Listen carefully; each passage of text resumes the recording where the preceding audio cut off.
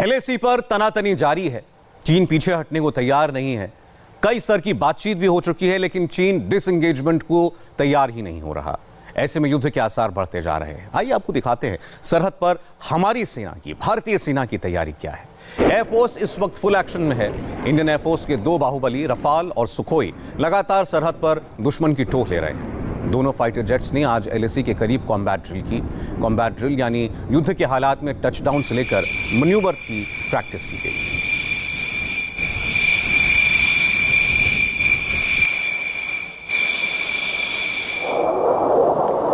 Indian air force में commission होने के बाद रफाल बीते कई दिनों से एलएसी के करीब उड़ान भर चुका है। इसमें सरहद के हालात की 3D मैपिंग से लेकर दुश्मन की लोकेशंस की पहचान तक की गई है।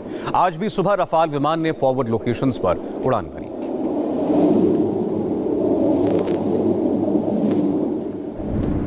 आप देख सकते हैं कि किस तरह से यहाँ पर एयर कॉम्बैट ड्रिल चल रहे हैं और एक बार फिर से भारतीय वायुसेना का एक और फाइटर आसमान को चीरता हुआ आगे बढ़ता जा रहा है। तो आप देखिए, ये है भारतीय वायुसेना का सबसे नया विमान राफेल। राफेल आप देख रहे हैं, लेके आसमान पर राफेल इस बार उड़ान भरता हुआ आप इंडिया टीवी पर राफेल को देख रहे हैं। यही है वो राफेल जिसके लिए इंतजार किया गया था। भारत के गोल्डन एरोज में आया हुआ रफाल आप देख रहे हैं, लेके आसमान पर इस वक्त रफाल विमान उड़ान भरता हुआ। पहली बार हमने यहाँ पर इसको इस तरह से कॉम्बैट ड्रिल करते हुए देखा है। तो जिसका इंतजार था एलएसी पर आ चुका है रफाल। और इस वक्त आप अपने स्क्रीन पर देख पा रहे हो कि रफाल विमान को अंबाला में ये बेस है, लेकिन आपको बता दें कि इसको 10 सितंबर को ही पूरी तरह से औपचारिक तौर पर भारतीय वायुसेना में शामिल किया गया था। इस वक्त आपके स्क्रीन पर अब राफेल को एयर कॉम्बैट ड्रिल करते हुए देख रहे हैं। तो ये वही वक्त है, ये वो इंतजार खत्म हो गया और इसकी जो गर्जना है अब चीन तक पहुंच रही होगी, एलएसी के पार पहुंच रही होगी कि किस तरह से। देखिए एक बार फिर से राफेल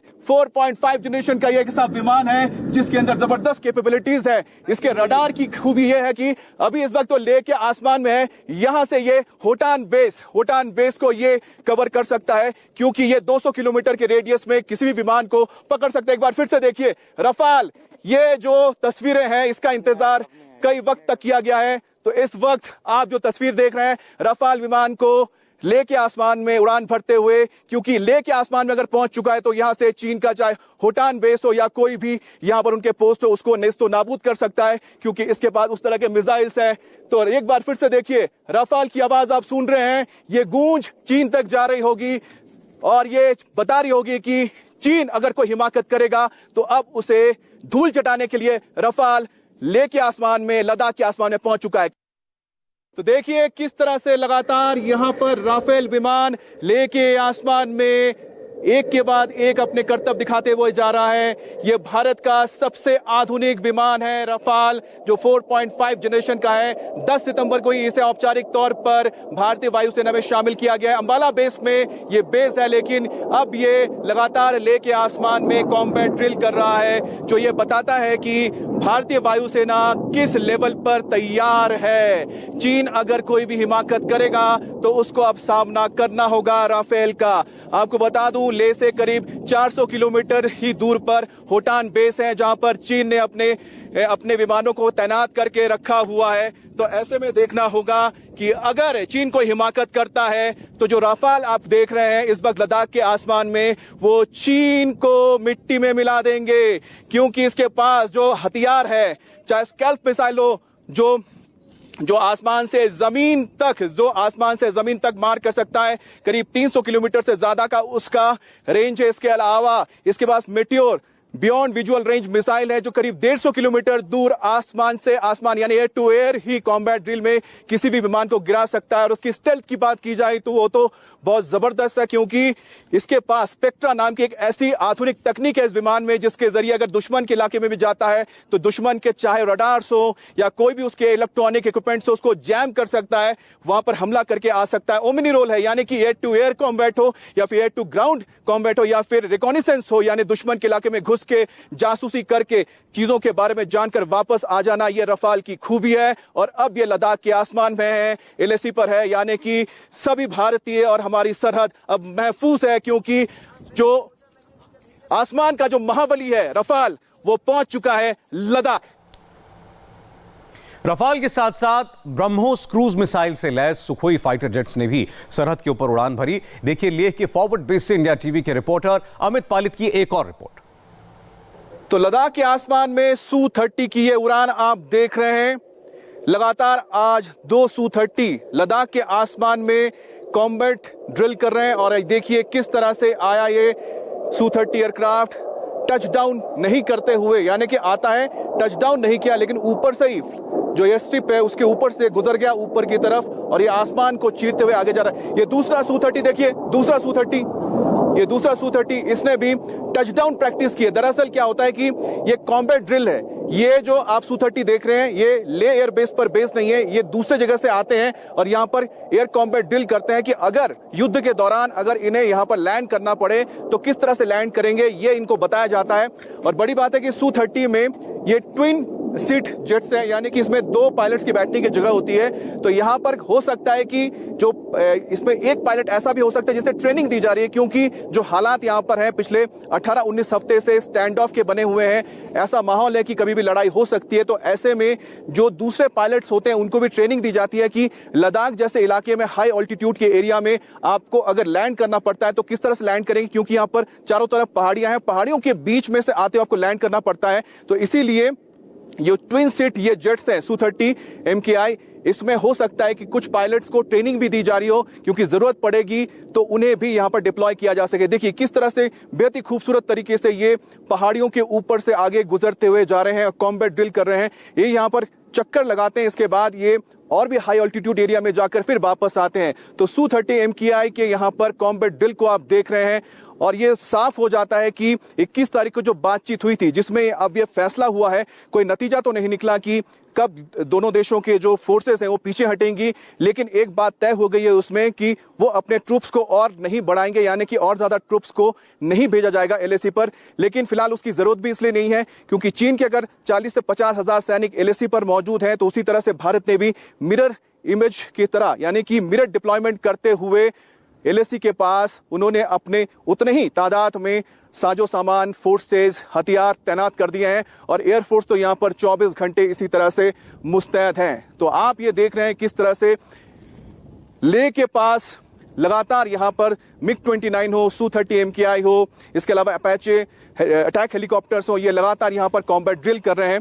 और बड़ी बात आपको बता दें कि इस वक्त हमने आपको जैसा दिखाया है कि किस तरह से पेयर्स में Su-30 MKI यहां पर कॉम्बैट ड्रिल कर रहे हैं, उसकी वजह सिर्फ एक है कि अगर लड़ाई होती है तो कभी भी एक एयरक्राफ्ट नहीं जाता, हमेशा 2 एयरक्राफ्ट साथ में जाते हैं ताकि एक दूसरे को वो देख सकें, एक दूसरे की मदद कर सकें। एक आगे रहता है, एक पीछे रहता है। और बड़ी बात है कि Su-30 इस तरह के एयरक्राफ्ट है कि 17 किलोमीटर भी अगर दूसरा एयरक्राफ्ट पीछे है तो अपने जो सामने वाला उसका एयरक्राफ्ट होता है उसके साथ कम्युनिकेशन होता रहता है। यह सबसे बड़ी बात है और दोनों एक साथ मिलकर अटैक कर सकते हैं। इस बीच एक बड़ी बात आपको बता दें, जो खबर आई है कि चीन ने अपने इलाके में 13 ऐसे पोजीशंस बनाए हैं, यानी 13 ऐसे मिलिट्री बेसेस बना दिए हैं LAC के करीब, जिसके जरिए चीन भारत के ऊपर प्रेशर डालने की कोशिश कर रहा है। इसमें आपको बता दें कि 3 एयर बेसेस बनाए गए हैं, इसके अलावा 5 उसमें हेलीकॉप्टर पोर्ट से, यानी कि जहां पर हेलीकॉप्टर्स तैनात किए जाएंगे, जिसमें लॉजिस्टिकल भी हो सकते हैं, चाइनीज लॉजिस्टिकल हेलीक्राफ्ट हो सकते हैं, हेलीकॉप्टर्स हो सकते हैं और साथ ही साथ वहां पर चाइनीज अटैक हेलीकॉप्टर्स भी हो सकते हैं। और इसके अलावा 5 एयर डिफेंस पोजीशंस बनाए गए हैं जहां पर चीन ने, एयर डिफेंस का मतलब होता है कि उन्होंने सरफेस टू एयर मिसाइल्स वहां पर तैनात किए हैं।